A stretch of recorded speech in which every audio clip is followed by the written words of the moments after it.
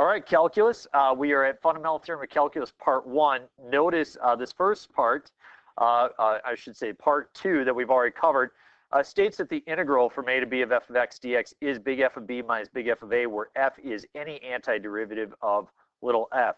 And we know that to be true. We've covered a couple worksheets on that. We have this next part, though, and it's referring to g of x. Suppose that g of x is the area function.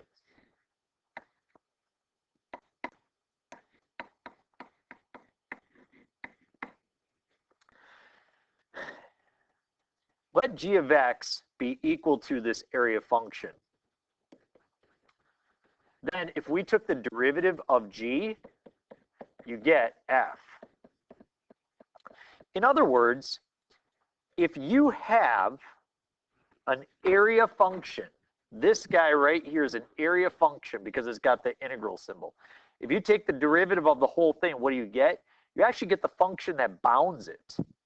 And so the function that bounds it is the rate of change for that area function. So in other words, if you have this at a fixed point, and this may be changing, okay, maybe going that way, maybe going that way, and this is your function, okay? This represents the area, okay? The integral of f of t dt. That's the area guy right there.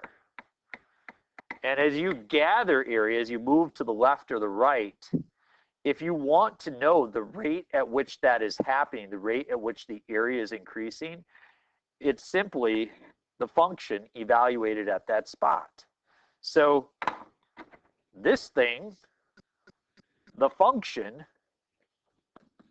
the bounding function,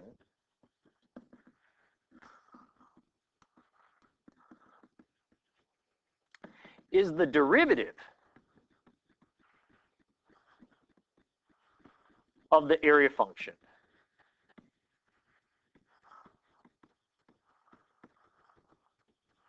Or in other words, suppose you had something like this, the integral from 2 to x of, say, t cubed dt. And you want to know what's the derivative of that thing. It's simply this with x plugged in. It's x cubed. Okay? So let's try to conceptualize this in terms of area. It says let g of x be this area function. Starts at -6, 1, 2, 3, 4, 5, 6. So we're going to start here, okay, at -6. And it says evaluate g of -6.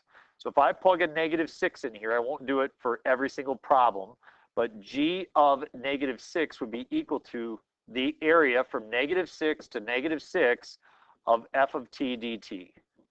So as you glance at that, is there a time, I go from -6 to -6, if I move from -6 to -6, how much area have I accumulated?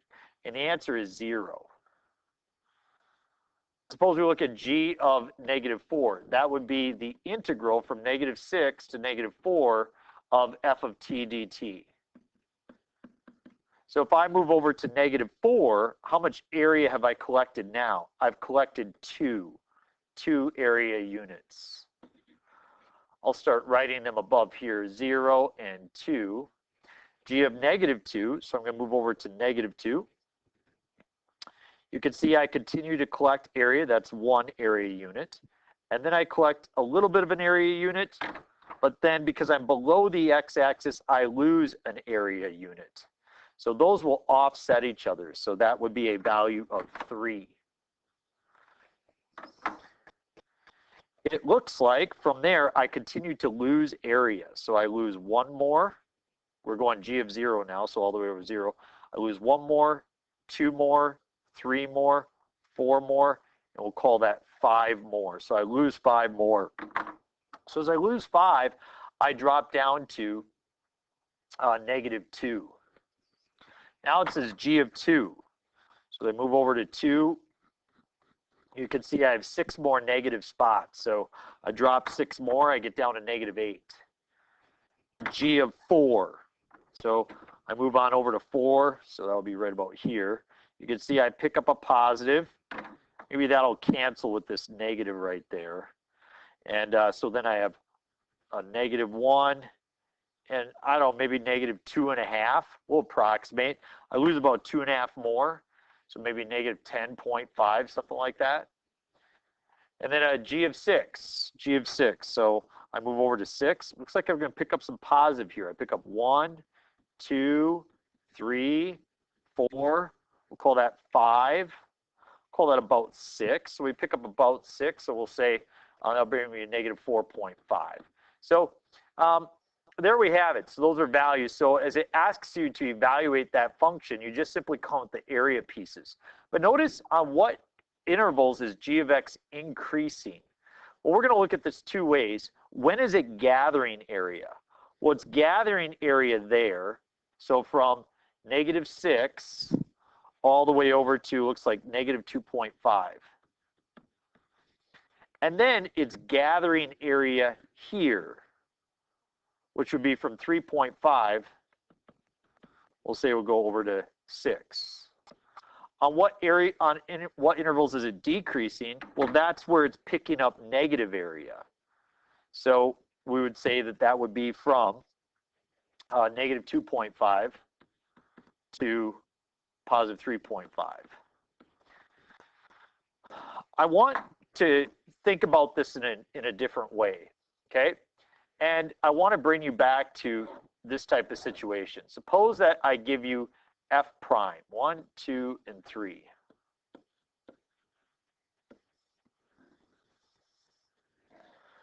And I say that this is f prime. And I say, where is f increasing?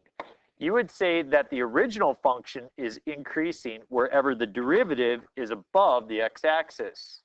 So from 1 to 3. Where is f decreasing? Wherever it's below the x-axis. Wherever the derivative is below the x-axis. And the derivative is right here. So that would be, it's below the x-axis there. So we would say from -infinity to 1, a union from 3 to infinity. So what if I asked, where does f have a maximum? You would say wherever the derivative changes from positive to negative. And that happens right there at 3. And so you've learned that a derivative can tell you something about your original function. We've done that before. And that's what's actually happening right here. If you think about it, it says on what intervals is g increasing? G is this area guy. So what's the derivative? The derivative is the function that bounds it. Okay? This thing right here that you have, this f, that's the derivative. So when it says, where does g have a minimum? Well, wherever the derivative, wherever f changes from negative to positive.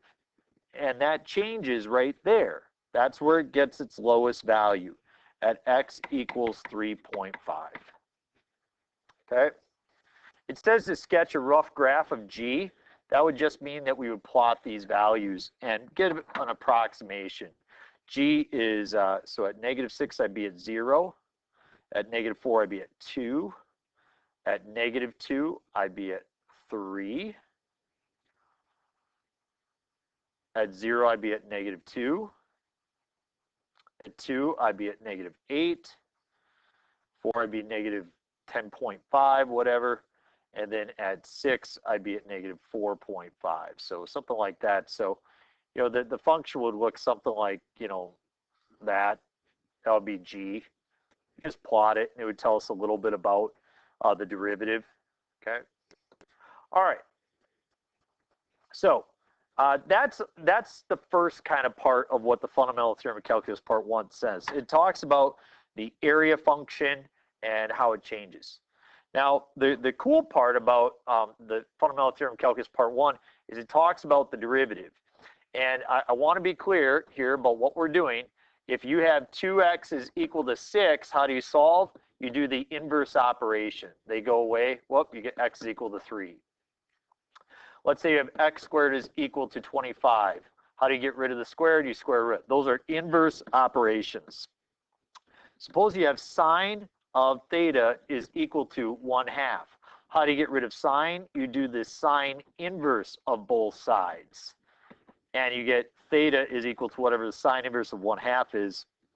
You guys all know it's 30 degrees. So in order to get rid of things, you have to do the inverse operation. We'll do one more. Suppose you had, say, 2 to the x is equal to 6, we'll do 13. How do you get rid of the 2? You do log base 2 of both sides. Okay, because those are inverse operations. X equals log base 2 of 13 then, okay? So what about now?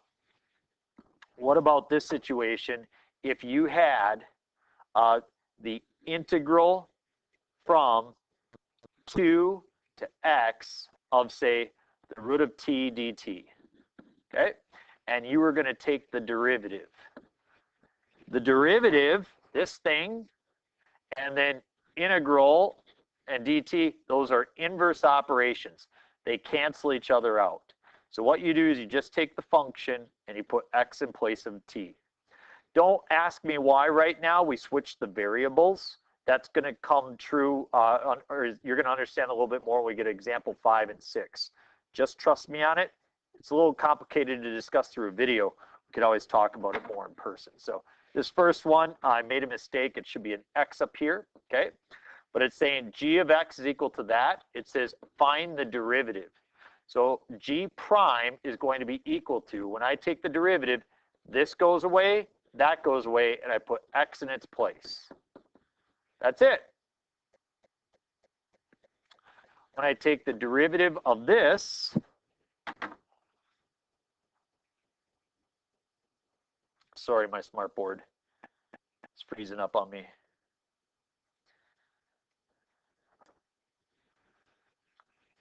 Okay, if you take the derivative of this, again, this goes away, and I put x in the place. So 3x squared secant of x. So don't think you have to use the product rule or something. The derivative makes that piece go away. All right? What's different about this one? What's different about this one is that x is on the bottom and 6 is on the top. Part of the operations of integrals that we haven't talked about yet is that when the bounds are switched, it produces a negative. So what I'm going to do is I'm going to switch it to 6 and x up here, sine of t squared dt. And when I do that, when I switch those bounds, I have a negative. So you can actually integrate forward and backward. In other ways, I'll say this. The integral of a to b of f of x dx, that's the same thing as the integral from b to a. You can do it backwards. So there's orders to which you can do it, and it produces a negative. So that's the rule that we're using. Now I'll take the derivative now that I've switched the bounds. And as I switch the bounds, I get g prime of x is, and again, this goes away, put x in the place, sine of x squared. Simple as that. Next one, switch the bounds, g of x is, we go integral 3 to x of natural log of t dt. So when you take the derivative, what happens is this goes away, natural log of x. Okay? Derivative makes the integral go away. What's different about this is instead of just having x, you have a function in its place. You have a function in its place. And so that requires the use of the chain rule. So it's going to look complicated, but it's really not that bad. What I have is the integral from 1 to u of t over t squared minus 1 dt. Okay? What is u? U is 2x cubed. Now that I have 2x cubed, what I do is I take the derivative of 2x cubed and I get 6x squared. Up here we take the derivative, notice that goes away, and I plug in u over u squared minus 1.